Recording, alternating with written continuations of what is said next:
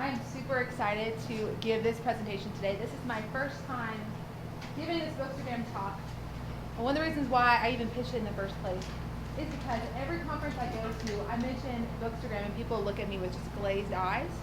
And it is such a great resource for writers. Okay, so by a raise of hands, how many of you have ever even heard of Bookstagram? Okay, oh my goodness, that's more than I was expecting. So awesome, really excited about that. And for all of you who didn't raise your hands, don't worry, you'll know what Bookstagram is by the end of today. So if I haven't had the pleasure of meeting you or you haven't been to any of my workshops yet, my name is Caroline George. I am a full-time writer, so I write for HarperCollins, but I'm also a literary agent for Italiana Literary Elite. I went to Belmont University, so I have a degree from excuse me for that one. Oh my goodness, my brain goes a million miles an hour. A nice man named Eugene, he mentioned that I talk really fast. So if you need me to slow down, I will not be offended if you ask me to slow down. So yes, I have a degree from Belmont University, publishing and public relations. I've worn a lot of different hats in publishing. I've worked for Westbow with HarperCollins. I have worked for Hillsong Publishing over in Sydney, Australia. Book Grabber, Dunn & Group. I've done everything from book PR to working as literary agent. So I've done a lot of things. My passion is social media, especially when it comes to the book world. And I see how when an author knows how to work with social media and knows how to engage with followers, I see how it really drives book sales. So I'm excited to talk about Bookstagram today. This is supposed to be kind of informal chat, so if you have any questions, feel free to ask, and I'll also make sure that we have time at the end to really dive into it. So I'm really glad we do have some people familiar with Bookstagram. We are going to do this a little old school, so we don't have a projector or anything, so feel free to take notes. I'll pull up my phone later and kind of show you some different features on Instagram that you guys are more than welcome to use, but if you need any help, just let me know. But first I want to talk about Instagram because some people are familiar with it, some people aren't, so I want to just kind of give a comprehensive overview. If it's something you already know, please forgive me, and I'll move on to some more, I guess, interesting content soon. So Instagram, what is it and how does it work? So Instagram is a social media. It is an image-driven platform. And so when working with social media, your pictures do matter. There are two different types of Instagram accounts. We have our personal and we have our business Instagram accounts. So if you're currently an author and you are running your Instagram as personal, I kind of recommend that you switch over to business, simply because business accounts allow you to see your insights. So an insight will let you see your demographic. You know, is your following predominantly female, is it predominantly male? What age range, where are they from, what times are they most active on social media. So looking at your insights will really help you know when to post and what kind of content to post, because you'll know who your audience is. So yeah, insights. There are several different features within Instagram. So we have hashtags. Does everyone know what a hashtag is? Okay, sort of, yeah. So hashtags, it's pretty much like filing your photos into a filing cabinet. So a hashtag will help categorize your photos. So if someone's interested in a certain kind of content, they can search a hashtag and see photos that align with that content. So when you're hashtagging your photo, just know that you're helping it you're helping that photo be filed toward a certain target audience. There's also, so you have your posts, you have your static posts that will stay on your page, on your Instagram page. You also have highlights. So on your Instagram page, you'll have these like little bubbles at the kind of in the middle of your page that you can save your stories to. So if someone visits your page, they can click on your highlights and see things under a certain category that you have saved. There's also your stories, and so those are temporary posts that you post on Instagram. They'll just be up 24 hours. There are reels, which is Instagram's attempt at a TikTok. I feel like every social media tries to mirror other social media platforms, and so we have reels now, which are very similar to TikTok, and there is a tab on your Instagram page where viewers can watch your reels. Instagram right now is favoring reels. So if you post reels, more than likely they'll get more attention than your static posts. And so anytime Instagram introduces a new feature, play with it, because the algorithm is how kind of Instagram functions and how it prioritizes its posts. They will prioritize posts that are using the new features. So same thing with stories. If there are new features within your stories, play with them, because more than likely that'll help your posts show up in new places. What is a reel? So a reel, actually, I'm going to pull up my phone because I'm going to do this old school. So I use Instagram because I write young adult books. And so a reel, so this is, we'll do this little show and tell kind of way. So a reel, so this is my page, it's this little tab right here. So this would be your reels. So you click right here, this little play button, and you have these like little reels that people can watch. So it's the second tab. So if you're on your page, it has a little play button, looks like a little movie section. So that's where you can have reels. And if you want to post one, you can go to your home page and click this little plus button at the top. Scroll over so you can go from post to story to reel, and you can record your reels. And you can post them from there. So very similar to TikTok. It's very similar to TikTok. TikTok has more features. Reels kind of keep it a little more simple, but it's a great way to create video content and to post it. It'll show up in the Reel tab, and it'll also show up on your page if you want it to. And so it kind of gets that information in front of a lot of people, and you can have fun with it. And people love seeing other people making videos, and it's just a really great way to interact with people. And we also have IGTV. So if this is harder to upload through the app, you can do this on your laptop. So if you record a video, let's say I mentioned maybe a homesteading cookbook. Like if you are working on a homesteading cookbook, you could create a whole video about, let's say, you making your favorite cornbread, and you could upload that to IGTV, and that's another way to get views, and that'll be on your Instagram app as well. And so people can actually watch that. And so you can upload that. I think they have it up to an hour now, so you can upload the content. So there's a lot of different features on Instagram. And then now there's even a shop page. So if you're trying to sell products, there's even a shop page now. Kind of like Facebook Marketplace. You can sell things through Instagram. Yes, sir. Is Instagram connected to Facebook? It is now. Yeah, it is connected. So you can share content. Yeah. So you can post something on Instagram and have it set up to where it'll share directly to Facebook. Now regarding that, people who are following on Facebook might be a different demographic than the people who are following you on Instagram. So content that you may post on Instagram that's really successful may not do as well on Facebook. So you kind of have to figure that out. I personally don't share what I post on Instagram to my Facebook because I've realized that my Facebook tends to be an older demographic, and my Instagram tends to be a little bit of a younger demographic that's interested in different content. So I kind of cater my posts depending on which platform I'm using. So that's something you want to try. Yes, sir. I say my grandkids say Facebook is so 2018. You know? Facebook still is thriving in its own way. So you just have to figure out how it kind of Well, when you see a that's harness post it. on Facebook and they have a hashtag something, is that Instagram? That's usually more than likely they're hashtagging and posting that on Facebook. It might be a shared, so they might have posted it and it's shared over. And I'll put it around. No, you're good. You're good. So those are just a few of the features that are available to you through Instagram. And I also want to talk about following. So if you, let's say you hit 15,000 followers on Instagram, at that point you will receive a swipe up link. So if let's say you have 15,000 followers, if you post something, you can actually link your in your stories. You can link it, let's say, to your website, and the little swipe up button will pop up at the bottom when someone's clicking through your stories, and they can swipe up, and it's a direct link to your website. So I know this is a lot to cover without having it like doing the PowerPoint and stuff. So if you have any questions, feel free to come up to me after, and I'll try to help you as best as I can. But regarding following, it's not always about the number. When you're pursuing publishing, when you're pursuing representation, it's not all about the number. I mentioned this yesterday, and I'm trying to mention this in every workshop just because I don't want people to get intimidated by the thought of hitting a certain number or being an influencer or something like that. Because that's not necessarily needed. I made the analogy the other day. If you sell Mary Kay and you have 60,000 Facebook followers who follow your Mary Kay page, more than likely, unless you're writing a book that somehow ties in makeup, more than likely that following is not going to be super valuable to your project. But let's say you do have an Instagram that's connecting with writers and readers and people who might be interested in your book, and let's say you have 1,000 followers there.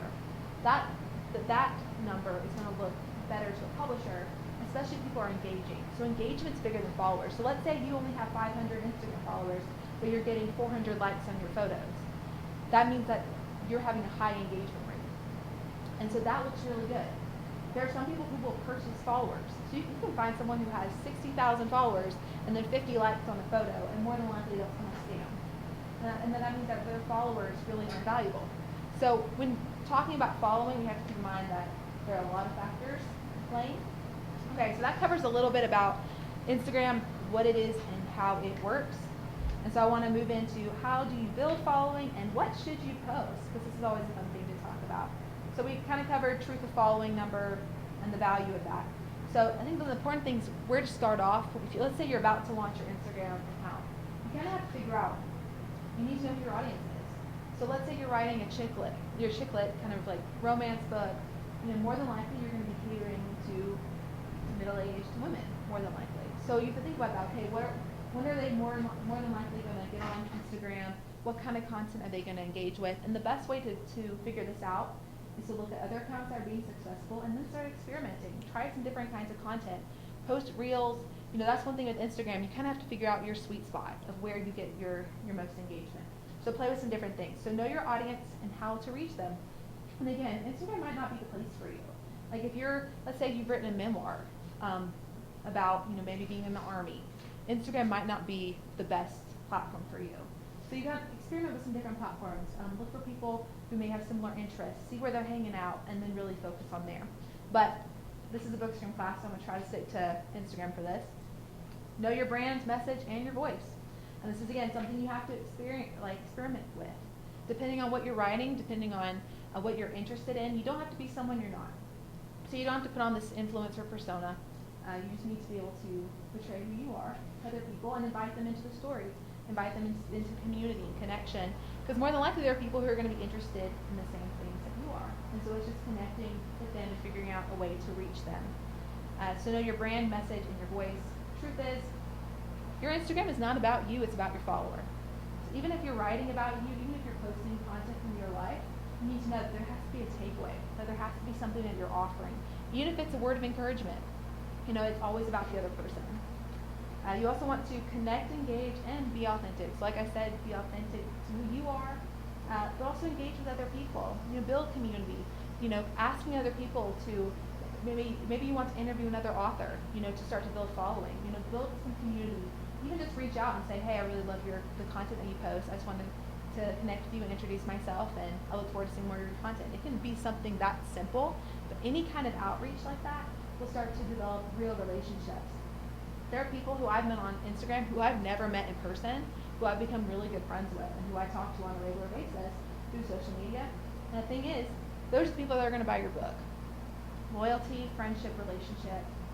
That's what's going to really drive book sales. Relationship. And especially if you're supporting other authors. We do get further together. It's not as competitive as everyone kind of thinks it is. If everyone realizes that they have a place in the publishing industry, knows their market, knows where they fit, and encourages other people, we can get so much further together. So connect, engage, be authentic. You also need to understand the algorithm. The algorithm changes every 3 months. So your page might be doing really well. Some of your posts just might start tanking. You might be doing all the same things, using the right hashtags, posting at the right times, and your posts might start tanking. More than likely, that's an algorithm change. So a really great way to do this, every 2 months, just Google new Instagram algorithm.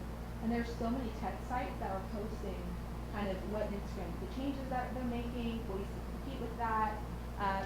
If you're using the same hashtags, a lot of times Instagram, the algorithm will see that as kind of spammy. So change up your hashtags every once in a while, just to make sure that your content is going to different places. Now, even in Bookstagram, so I'm about to move into that, but there are a lot of different sub hashtags in Bookstagram that I'll talk about. Yes. You said they see the same hashtags as spammy? Mm-hmm. Okay. Yeah. Because I have a block of hashtags and I say Yeah, and that's the thing. I've noticed that because you can use up to about 30 hashtags. The sweet spot is right between 20 and 25. If you go all the way up to 30, you're in the risk of Instagram seeing that post as spam. So you kind of want to aim a little bit below on your hashtag count, and then change up your hashtags. So even if you change up five hashtags, something that makes it a little bit different, that'll help kind of keep Instagram on its toes to prevent the algorithm from burying you. And also posting on your stories is really important. So every time you post on your story, whenever someone goes to the app, they have little bubbles at the top of the page where people are posting.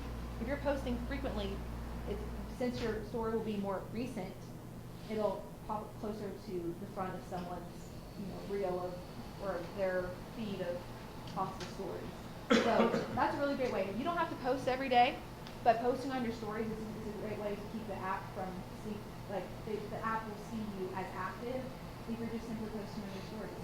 I mean, every time you write, you could just take a laptop and take a picture of your laptop and your, cup of coffee in the morning, and maybe say something about your writing session for the day, or maybe talk about your writing playlist, or maybe something that's encouraged you. It could be something that simple, and just posting that kind of stuff on your stories.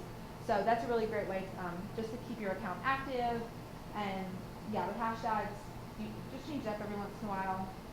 So yeah, know the algorithm, do your research there, try the new features. That'll really help your page grow. And also, yeah, so when to post and how often. There's no exact answer to this. You kind of have to find what works best for your schedule. And then for me with Instagram, it can take up so much time. So I set boundaries for myself, especially when I'm on deadline, so you can figure out what works best for you.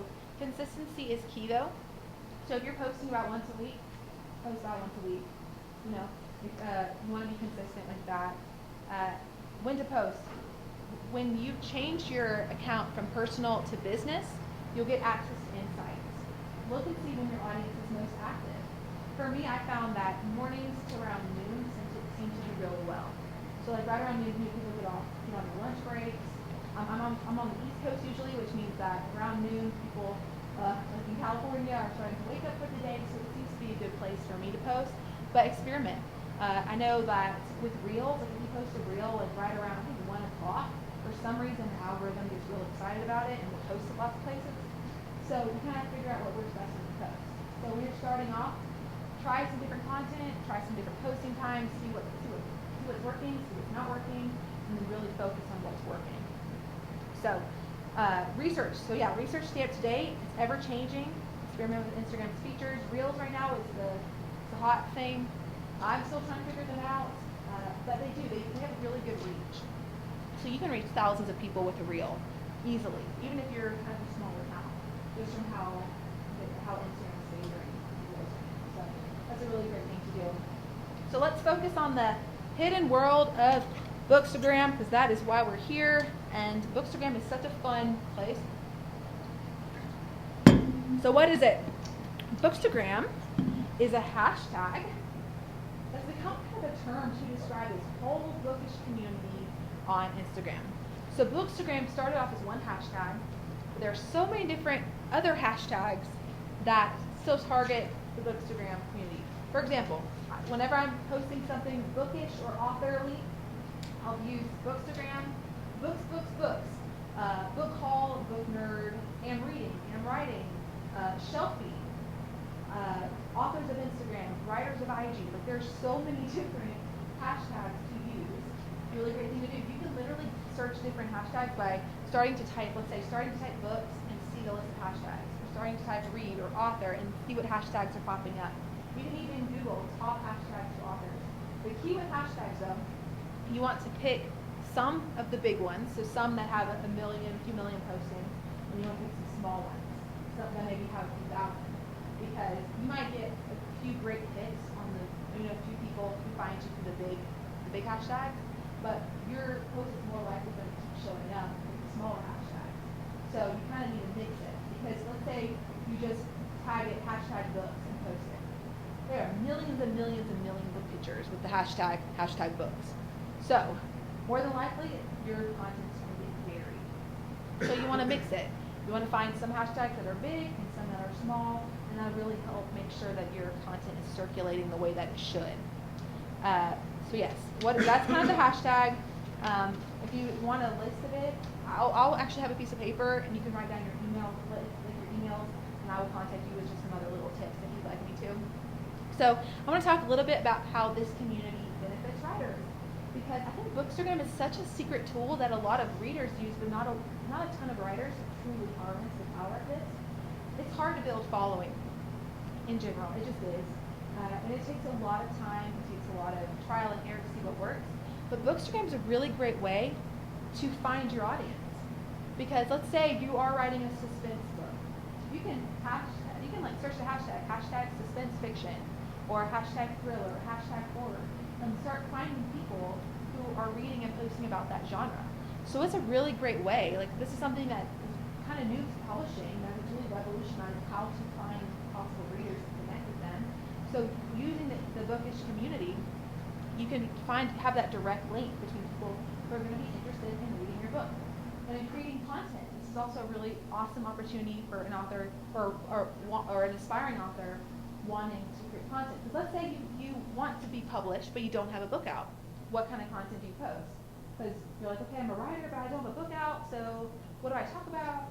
When working with Bookstagram, you can post about books you're reading that are in that genre. And you're going to start to connect with other readers who are reading that genre. You might end up reading your genre. And you can tag the authors of those books and start building connections with authors. And so it's such a simple way to start building connections within the publishing community. I know with writing YA, a lot of the people who I've become friends with, they might have not even been published at the time, but now they're with big five houses, and they endorse my book, and I endorse their book. And so there's been a support team that has come from connecting with people through Instagram. So it's a really great way just to find people, start following in a very organic way, and just remember that it's all about them, it's all about connections, it's about relationships, not about self-promotion. Because self-promotion comes out of that. Because when people know you, they're going to care about you, and they're going to care about what you're posting and what you're writing. And so it's a really great way to start to bring in organically that marketing. So yeah, don't over self-promote. So that's kind of how it benefits writers. Yeah, it's like if you go to the library and let's say you find a book and you just absolutely love it, maybe in the same genre, you take a nice picture of it with your coffee, or maybe some flowers from your garden or something. Maybe if you're a hiker and you love to read up on the mountaintop, you can take a stellar picture of you up on the mountain reading. It'll get a ton of likes because people love seeing other people reading in bizarre situations, truly. Like really, people with books, you could just be in the library picking a book off a shelf and have a cool picture of you doing that. It'll get so much engagement because people who love books like pictures of people with books.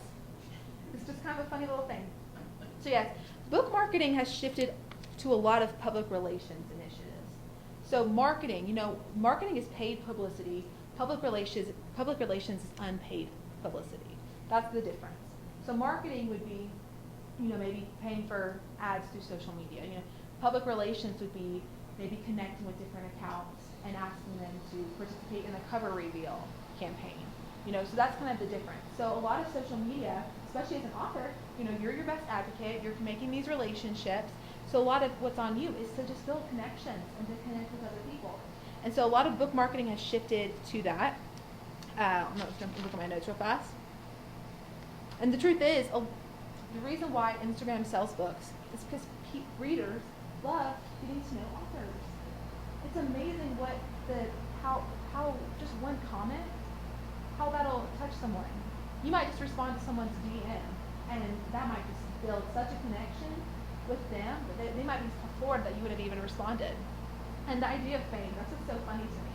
It's like people get starstruck for really no reason. But people get so excited. They get so excited when other authors who they haven't met actually communicate with them and engage with them, who follow back, who ask real questions, who care about their life.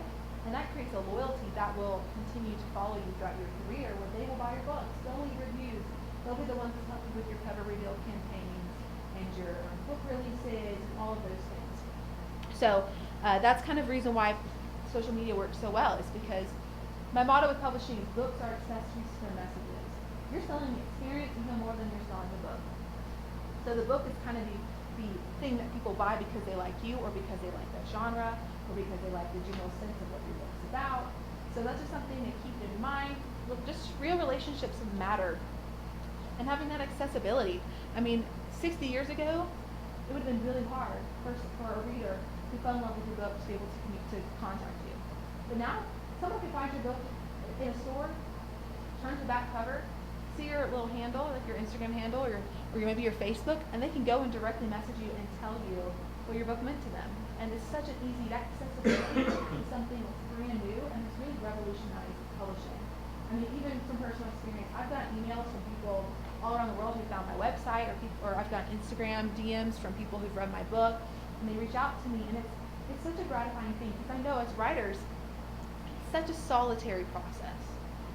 It's you, it's the words, and not everyone reads the words up front. It's a very private, raw thing. And even on the other side of publishing, this is something that I've realized. I went in with very different expectations, but it's quiet. Big things happen in very quiet ways. Your life could change with an email. Quiet, humble. your book could be out there, millions of people could be reading it, and you might not see that the traction of that every single day. So it's a really quiet thing. So being able to engage with readers on social media allows you to kind of step into that process with them. You know, as they're enjoying your book, they're welcoming you into that. And so there's a lot of really cool things that happen in like on social media. So Bookstagram is a secret weapon because it allows a direct link between writer and reader, and it's a way to target your audience. You just even working on social media is going to look good to a publisher. So even if you don't have thousands of followers, if you start off and you're growing, I had someone pitch to me about 2 years ago, at a conference. She didn't have any platform. I gave her some tips. She went away, you know, we parted ways. I didn't hear from her for a few months.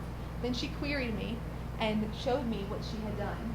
She had grown her following tremendously within the past few months, just taking advice, and was consistently growing. I mean, she wasn't a huge influencer or something, but she was so much further than she had been when she started, and I signed her. Because for me and for a lot of publishers, they just want to see that their author cares and is motivated enough to try. So trying is that's the big thing, you know? And you don't have to, you can see what works best for you, but people will want to see you on social media. They do. I've had a lot of people sit down with me and they think, oh, no one's going to want to see me on Instagram. Or they're like, they don't want to see pictures of me. No. All of you are relevant. Every single one of you. You have a place on social media. There are people who are going to fall in love with you. You know, it doesn't matter what you look like. You know, there are people who are just like you on social media who want to be. And so I want that to empower you, just to know that there's a place for you there. So I want to tie that to author branding. You know, we talked a little bit about consistency. We talked some about the type of content to post. You know, you just need to be you on social media. People are very discerning. They can sniff out a fake. So if you're posting something that's really not you, they will know. I've kind of found that the more raw that I get, like I love writing blog posts, the more honest I get with people, even if it kind of scares me that, okay, what am I about to post? I have gotten so much response from people just like, oh my goodness, I felt that way, or thank you so much for actually sharing that. So talking about your life, talking about your writing journey or what you're reading, or the good, bad, and ugly, life isn't always sugar. It's not. You know, so and we might post really good photos, but even if you're posting an aesthetic photo, you can still take time in the caption to get real with people. And in my previous session, I was saying how it's kind of like sitting down with coffee with, you know, someone, because that person may never even meet you, but when you're posting on social media, that's a direct link between you and them, and there's a really great bond that can kind of come from that. So figure out the type of content you posted. I met a woman at a conference, I think 2 years ago. Last year was a blur. My brain skipped from now to 2019. Last year didn't happen. But she had come to me and she said, okay, I write romance books, so I don't really know what to post. And she said, I like wine and I like reading books by the beach. I was like, there's your brand. So she started an entire brand where she pairs her romance books with different wines. So she does like a wine book pairing on Instagram. And she's grown. Like, it's been wildly successful. So you really just need to take your interests, look at kind of the content that you're writing, and create something like that. Because then that'll be you, and that's something you will be proud of and something you'll be excited to post about. So you don't need to be anyone other than you.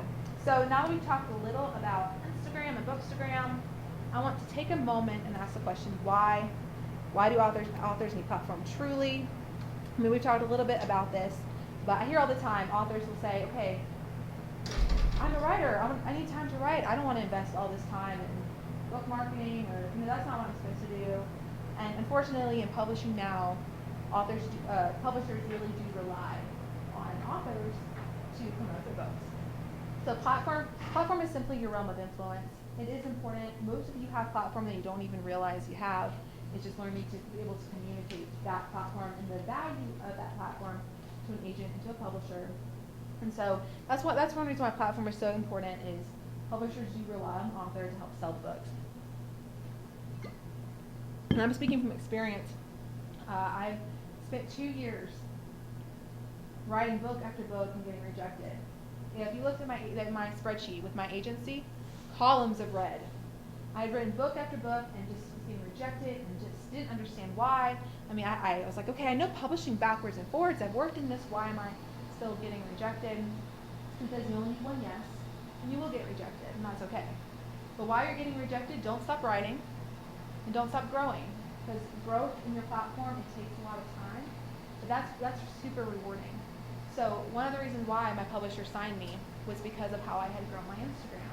Because they could see that I knew how to connect with my followers and how to grow, and that I could sell my books. And most of my book sales have come from Instagram. So it's crazy, like it's just crazy how social media can have such an impact. So even if you're in that process of, even if you're working on your book, my boss, he always says, when people ask him, when should I start building a platform? He says yesterday. So start building it now. Invest time in it. Find a pattern, a routine that's doable and manageable for you, and that'll really help you kind of keep it going. Don't push so hard that you burn yourself out, because it is super hard. It's super easy to get burned out when it comes to social media and marketing. So figure out what works best for you. And if Instagram isn't for you, that's okay. Like I said, genre is important. If you're writing children's books, you might find some success with Instagram, or you might find more success in Facebook pages. Like let's say because more than likely the people buying children's books are going to be parents, teachers, grandparents. So figure out where they're hanging out and really focus there. And also, if social media isn't for you and you do better with email lists are really important, and they sell books as well. So you kind of have to figure out what works best for you. So, all right, at this point we've covered the basics of Instagram and Bookstagram. But before we move into some, I would say activities, but it's more of maybe a focus. Does anyone have any questions about generally Instagram? Yes. Okay, so tomorrow I'll set up a business account, and then I'll start following authors in my genre. Is that how I will be following? Yeah, and you start posting those hashtags. Okay. Start posting those hashtags. Follow some accounts that you like. I would say don't just spam a bunch of accounts and just follow a bunch of people. Be strategic, because some people will follow a lot and then unfollow, and at that point it can get real messy and inauthentic. And Instagram has a bunch of regulations now. So 5 to 10 years ago, or whenever Instagram got started, it was super easy to build a platform on Instagram. You could follow people, you could unfollow, your post would go a lot further, and the algorithm was a lot more simple, it was a lot more pure. That's why TikTok is so popular right now, and a lot of companies are really pressing into it. It's the only platform right now with the most pure algorithm, where almost every post is given a fair shot. With Instagram, not every post is given a fair shot. But it's still a really great way to connect with this community. So just know it's going to take some time to connect with people. But yeah, follow some accounts that are in your genre that you genuinely like, and start posting content using the right hashtags. And there's nothing wrong with messaging accounts that you like and just letting them know that you enjoy their content. That always feels so good to hear. Someone messages you, and that's a really great way to at least start a dialogue. I've actually, one of my really close friends now, she's a poet who messaged me on Instagram, and she lives 30 minutes away from me. And we started talking on Instagram, so I realized that she lived 30 minutes away. We met for coffee, and now she's one of my best friends. So, really having those genuine relationships is just huge. So that's kind of where you get your start. Start collecting your content, start playing with your voice, figuring out what you want your page to look like, how you want the culture of your page to feel, and start using the right hashtags, start following certain accounts. And from there, just play with, test it. Just see kind of what's going the furthest. And if you have a business account, you can click Insights. So, for example, if I want to see what my post is doing, you can go here. So this is on my business account. There's a little banner at the bottom of your picture. It says View Insights, and it'll pop up, and you can scroll and see the reach. You can see how many times it was bookmarked, shared, comments, and you can go through where it was found. And so that'll just help you kind of see where your posts are going and how they're doing. Do you have any other? So, Caroline, do you recommend that people set up an account under their own personal name or their business name, or like a book series, or? Well, you can change your account to business at any time, so you don't even have to start a brand new account. I will say, if you are posting pictures of your dog and, I don't know, random places you go to, and just not even using a caption, that's more than likely not going to be the best way to grow a following. So you need to kind of be able to blend your life with a little bit of professionalism. I have a rule that I don't really post a ton of really personal pictures. So I still post about my life, but I make sure that it's not a bunch of group photos from family reunions and stuff like that. I try to make sure that everything I post can tag my brand, can curate that community, if that makes sense. So you gotta be intentional about what you post. I said this in another class, but you already have a brand. You do. Everything you post is building a brand. You know, think you're posting your hiking trips on Facebook, building a brand. So the key isn't to create a brand, it's to be intentional with one we already have. Because we do, everything you post. I mean, branding is simply like how we're portraying ourselves to other people. So we're already doing that.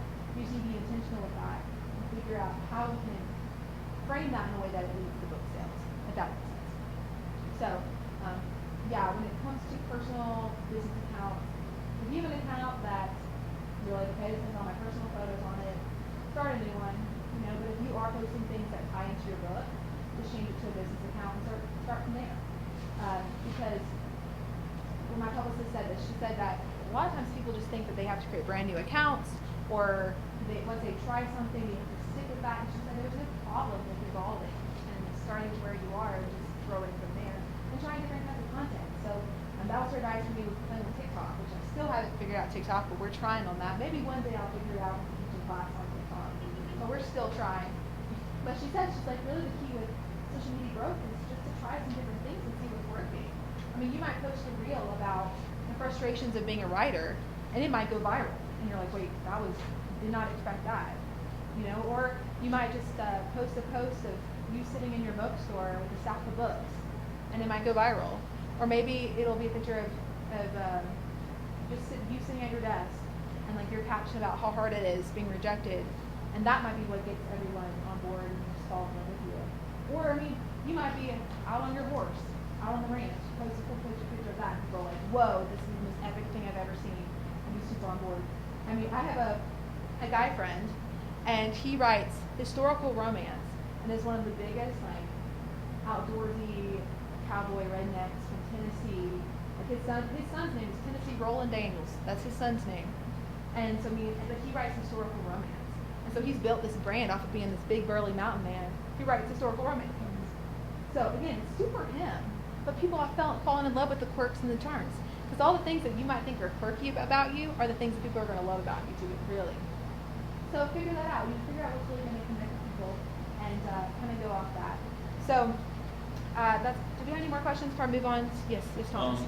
My self-publisher is trying to sell me a Google 30-day Google listing in a good position, and also to create a website for a significant amount of money. Would you recommend me doing that, or are you willing to do that kind of stuff yourself? To be honest with you, I can't. I'm too much of a dinosaur. Before you pay before you accept that offer, get quotes from some other people. Right. See what other options there are out there. I mean, what he's offering may be the best rate and maybe what you're looking for, but I would say really get an explanation of what he's offering and then look at some other options. Research. Yeah, just research, and that's the same Okay. thing with any publishing. You know, there are a lot of scammers out there. There are a lot of people who are going to charge you for things that they shouldn't charge you for. So just do your research. You know, if someone's offering you something, just do some basic research to make sure, see if that's industry standard. I mean, I've heard horror stories where people have gotten their books published, and they paid their publisher, and then their publisher has taken all their royalties, and it's just made 0 cents. And I'm like, that really is not how it's supposed to go. I'll put my wallet away and then. Yeah. You know, just take everything with a grain of salt. Yep. Just take everything with a grain of salt, do your research, be your own advocate, and then make the best educated guess or the best educated choice for your book. Because, I mean, at the end of the day, it's your book, and you have to do what's best for it. So I'm going to go ahead and move on, and then we'll have some time for questions at the end, hopefully. So we talked about branding. Everything you do builds a brand. Let's be intentional. Now I want to talk about captions. I have this listed as a caption workshop, but I might just go over it and then do something, I guess homework. You guys do homework at home? Maybe some homework. So caption. Play with your voice.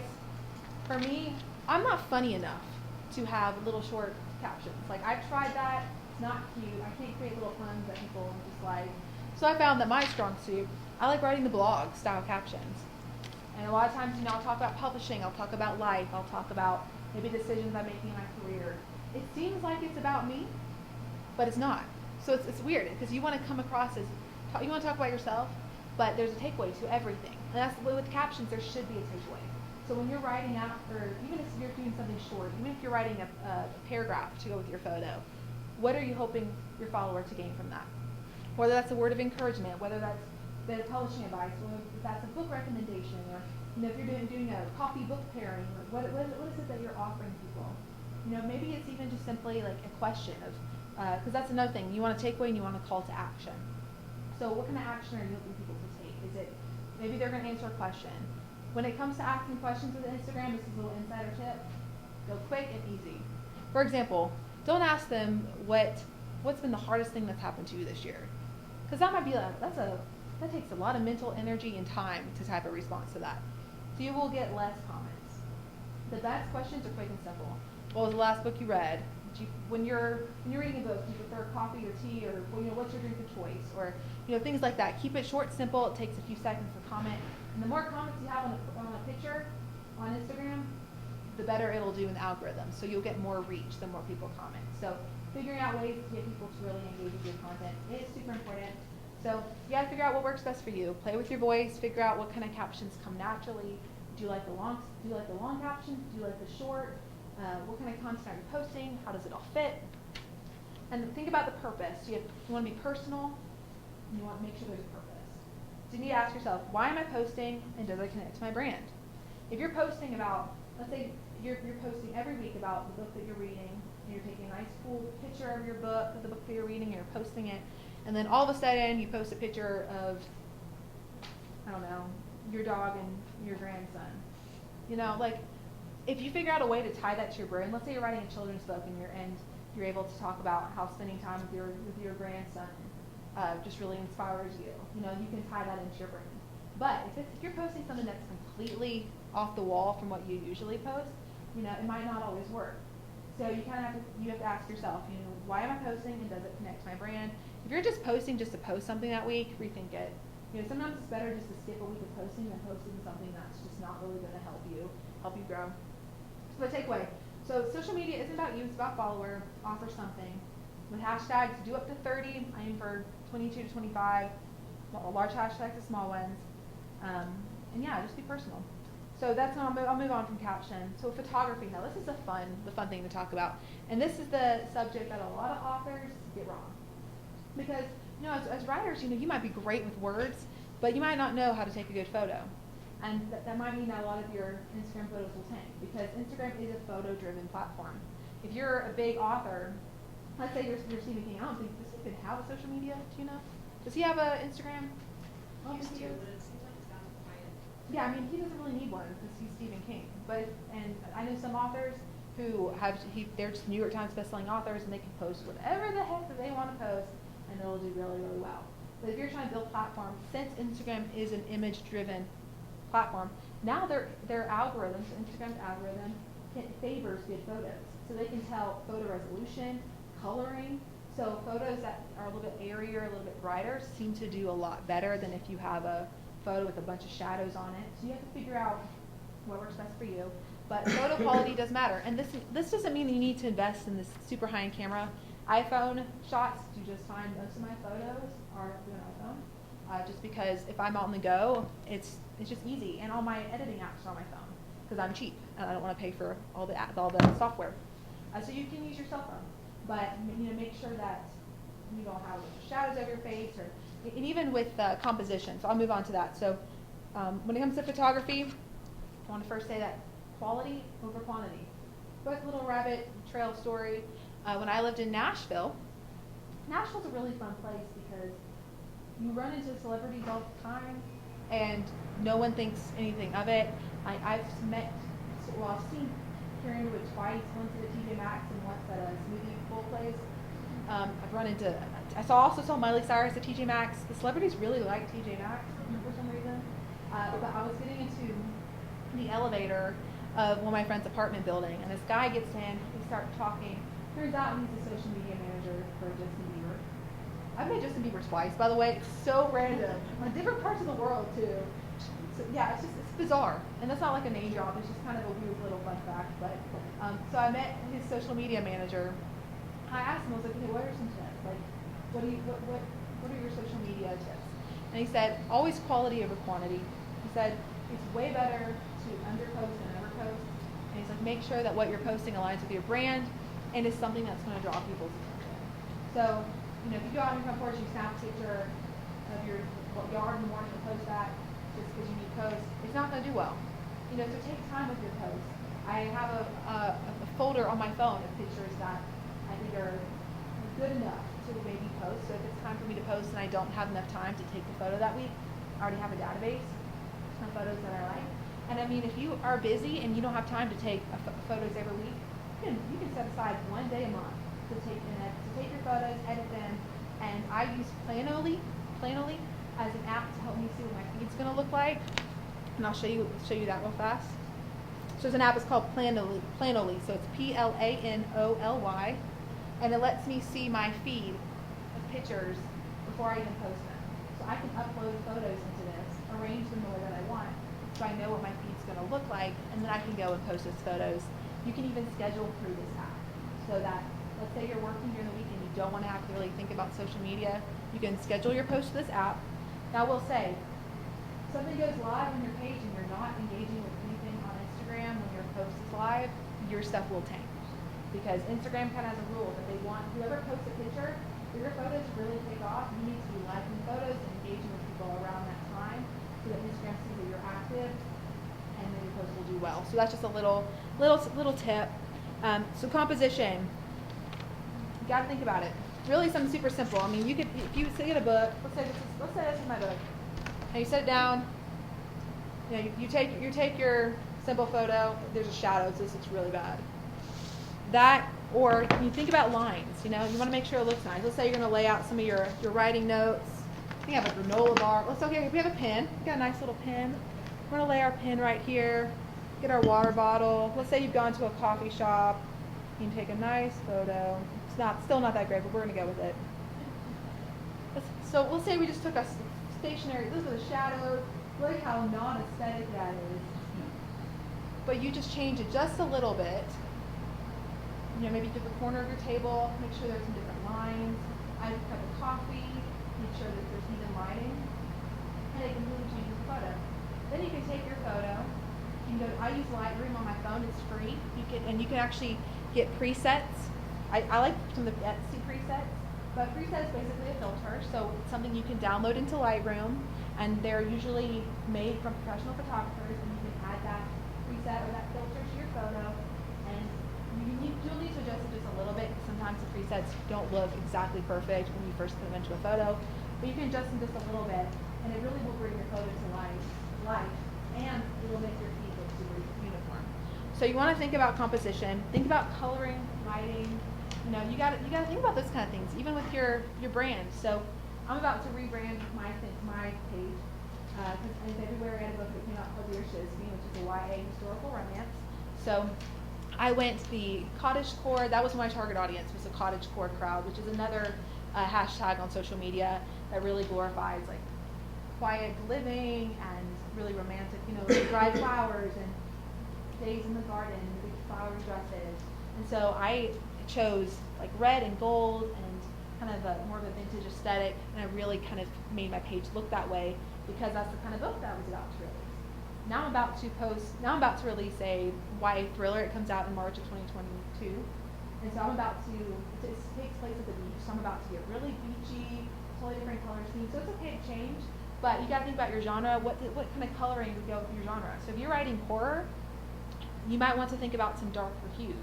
You know, it'd be kind of a little shock. So if someone reads your horror book and they go check you on social media and you're posting pink and white and you looking like you're a Reese Witherspoon lifestyle blogger, you know, it won't really match up. So you want to make sure that what you're writing connects with what you're posting.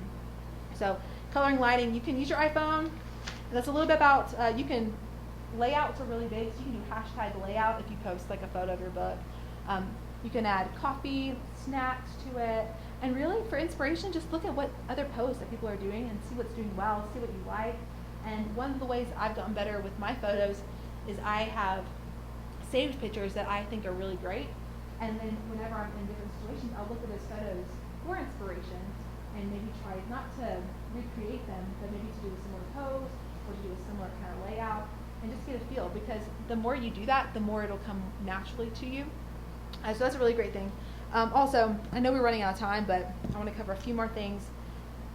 Think about your headshot. If you are pursuing an author career, you want a good photo of yourself to use for all your social media. You want to make it uniform. So you don't want the different headshots in all your social media. Like, you want one good headshot on everything. And make sure it fits your personality. If you're not a big smiley person, you don't necessarily have to smile in your photo. I mean, you want to look approachable, but again, you've got to make sure everything aligns with your brand and what feels more naturally to you. So you got to think about that. So make sure you have a headshot. Highlight covers are really great. It makes your page look super aesthetic. I'll show you mine, and they're super easy to upload. So my little highlight photos. I have like the little flowers, little red little bubbles on my page. You can make these through Canva. So Canva is super easy, very user friendly. I'm on my computer all the time, but I'm not super tech savvy, so I like things that are pretty easy to use. And if you want to change the highlight cover, you can click that little bubble. So you can click the more, and it says edit highlight. You can edit your highlight, and you can upload the cover that you want for that. And so you can do blank little bubbles. You can do ones with different colors. So once you decide your color scheme, which I think is kind of fun, it's kind of fun to think about that, you can upload your little highlight covers, and that just makes your page look super uniform. You can also add your website. If you're a business account, you can add your website as a link at the top of your page, that people, when they find your images and they fall in love with them, they can go to your page, they'll see you're a writer, they can go to your website, they can contact you, they can do all those things. So you want to also have a bio. Bio can be short and snappy. Make it you. Like, it can be quirky, it can be fun. I mean, right now my bio on my Instagram, or my books that I have really used, and my personal brand motto is live a story worth telling, write a story worth reading. I like to post travel content, and I like to post about writing and reading, because I don't read fast enough to only post about the books I'm reading. So I love to post about books from authors that I know, but I like to just post about traveling and doing all the other writerly things. So that's kind of how I've built my brand and made it uniform. So so work on your bio. If you think about the little quirky things that make you, and then put that in your bio. People fall in love with that. Like, if you love cotton candy and walking your poodle to the park to read your murder mystery on a bench, like, it seems crazy, but people will remember that. So, it actually ends up becoming uniform. Like, so pick up those little fun little quirks. So you want to incorporate the same aesthetic color scheme on your website and other platforms. So if you already have a website, look at the colors that are on your website already. If you already have some books out, look at the colors that are on your covers and start to incorporate some of that. I know it seems so trivial, but aesthetic really does tie into the brand and to just people recognizing you on different social media platforms. So my personal resources for editing, I like to use Lightroom and Visco. I mean, have you heard of the Visco girl? Like, it's like a little Visco girl. But Visco it's an easy. It's VSCO, and it's just an app. They have a lot of different filters and stuff that you can put on your photos, and you can adjust the filters and make them look the way you want them to. And I like Lightroom, and then I use Planoly to look at my feed and help me organize what I want it to look like. It just helps. It saves time. So some quick Instagram secrets. Engagement groups and pods. If you connect with some writers, really, all of you in this room, share some Instagram handles. If you can create an engagement pod, what that is, it's basically a group chat through Instagram. And what people do is, when they post on Instagram, they send their photo to that group, and everyone in that group will go and comment on that photo.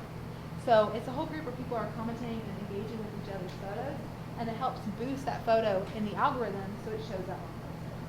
So, I mean, I've been a part of a few of those, and it does help grow. I've kind of stepped back from some of them because just from time restraint. I've reached a place now where I'm like, okay, I don't really need to do that, but they're super helpful, and it's a great way to connect with other writers too. So look for engagement pods. You can create your own, rally with some other writers to create one. And so there's engagement groups. Posting around noon seems to do really well. Engage heavily right after posting, so don't post and then leave Instagram. Engage with some photos before you post. Engage with photos afterwards. Let's say you tagged a post hashtag I'm reading, go to that hashtag and like some of the photos in that hashtag, because that just shows Instagram that you are engaged and engaging. You're just engaging with their community, and the app seems to really do well with that. Post more stories, use Instagram's features, connect with others, DM, be nice, don't be creepy, and don't ask for a lot. So if you go in and you're sending people links to your books, I get those messages all the time where people are just email me and please check out my book, please check out my book. It's not great, but it's exciting to someone's DM and say, I've been there, or like love it there, or I've always wanted to go. If someone's posting out their travels, or I haven't read that book yet, but I've always wanted to. What do you think of it? Or I'm so glad I found you on Instagram, so happy to be connected. Things like that. Keep it kind, keep it simple, don't ask for a lot, and people will respond very positively. You can do collaborations, do giveaways. If you're a newer account, you can invite others. Invite others maybe to do a guest post on your page. Even if you only have a few hundred followers, a lot of times people will still participate with you. You can do giveaways where you can even partner with some other bigger accounts. So if you're a new author, let's say you only have 50 followers on Instagram, but you're trying to grow. Connect with some bigger accounts and say, hey, did you want to partner up with me for a giveaway? And you can do a giveaway where, let's say you post a whole gift packet and you say, hey, follow these different accounts and you'll be interested in this gift pack. So then it helps everyone involved. And that helps you grow too, because more than likely, not only will you post that giveaway, but the accounts you've partnered with will also post that giveaway on their page. And so you'll drive traffic to your Instagram. I hope all this makes sense. It seems all over the place. So yes, giveaways. I personally don't find live events super helpful. I don't feel like a lot of people watch them, at least with me. But try them out. See, when you go live, maybe it's I don't know. Play with some live events, even if you're talking about some certain books, or just see if people will tune in. Because the cool thing about going live is, if you go live, Instagram will send out an alert to people who follow you saying that you're going live. And so it's a great way to get people's attention. Even if they don't stick around long enough, it reminds people who you are, and it can lead to engagement. And yeah, the more real I get, the higher my engagement. So try it. Be you, be real, and just see how it goes. Try some different content. So we're running out of time. I have so much stuff. I'm so sorry. Don't over promote. I'll mention that. And really, like I said, you don't have to be anyone but you, and that's the beauty of Instagram. I mean, you'll find people who are like you, and your platform will grow. It might take some time, but if you're consistent and you're pursuing it, your platform will grow. And just know that you don't have to be famous overnight. You don't need all those viral photos. Just getting that engagement on your post will look really well and will lead to book sales. So yeah, if you want to connect with me on Instagram, my username is at author Caroline George, and I'll follow you back to help you grow. So it's at author Caroline George. And we've covered a ton today. Thank you for hanging in there with me. Sorry if I talked really fast. I'll have a piece of paper up here if you guys want to leave your email, and I'll email you maybe some hashtags or some different things. But in our 2 minutes, what do we have? Do you guys have any questions?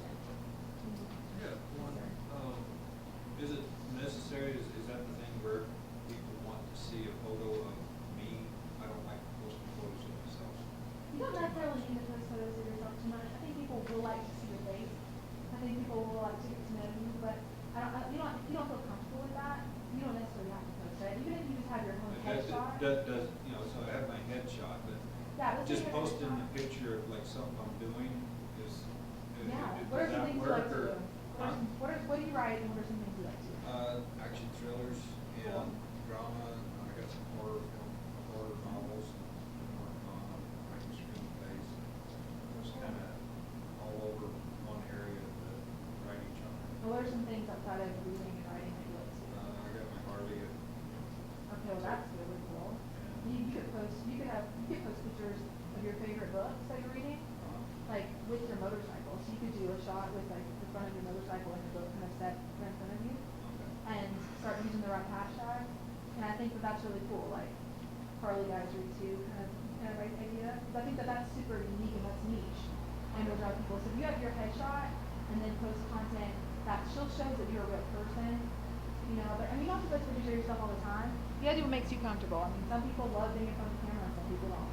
So if you're still able to incorporate parts of who you are into your photos, whether that's with your motorcycle or other parts of your life with the books and things that you're writing, I think that I can kind of see it in my head. I can kind of see it. You can build a brand off that. That's cool. That's cool. All right. Do you have any other things? Okay. Well, I'll be hanging around. I guess till 4 today. So you have any questions, or if you want to pull up Instagram and have me help you kind of walk through some stuff, I'll be more than happy to. I know that I've given a ton of content and a ton of instructions that might be hard to apply. So, yes. You went to Belmont? I do go to Belmont, yes. I went to Truett. Oh, wow. Right down the street. I actually know people who live right there. Yeah, love that. Okay, guys. Well, thank you so much for choosing this as your last session of the day. This has been a long for me, so thank you so, so much. Yes, yes. Okay, so I'm in right middle grade, and I know my audience is grandmas. Love it, The grandmas love it. buy the books for the kids. Yeah. And so Middle grade's a good genre. It's selling like hotcakes Is it right now. and Yeah, they're it's out selling there more than horse one. stores, and every little girl owns a horse. Yeah. So Yeah. do I mostly market Facebook? My friends will say Instagram, which I'm not. Yeah. You know. I think Facebook's a good place to start. I think you have different demographics. So I think grandmas, you can target your Facebook page to grandmas. But I say also get on Instagram because a lot of older people are reading middle grade. Right, So, they are. Yeah. Yeah, I think like if you put yourself as like, I'm spunky and I write middle grade books and make your account really lively and fun about writing middle grade on Instagram.